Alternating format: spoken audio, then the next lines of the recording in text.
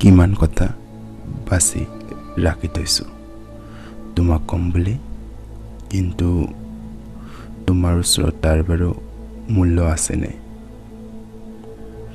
তুমি কেতিয়াবা ৰাতিৰ গহীন আকাশখনৰ পিনে দেখিছেনে বাৰু? যিমানে শান্ত আৰু বিশাল, সিমানে এন্ধাৰ। ঠিক সেইদৰে মই আজি তোমাক ক'ম বুলি সযতনে ৰাখি থোৱা কথাৰ মালাখন তুমি নেদেখাকৈয়ে গ্ৰহণ কৰিলা।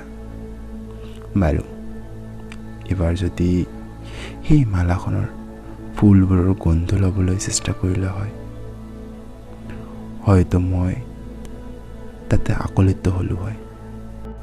কেতিয়াবা তুমি নিজকে মোৰ আৰু মই তোমাৰ বুলি ভাবি পাইছানে? ভাবিলে হয়তো আজি এই সময়খিনিৰ মূল্যায়ন কৰিব পাৰিলা হয়। পিছে মোৰে ভুল জানা,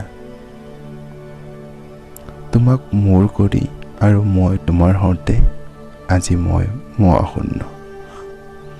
ঠিক সেই কৃষ্ণপক্ষ ৰাতিৰ আকাশখনৰ দৰে বিশাল, শান্ত, এন্ধাৰ আৰু মহাশূন্য।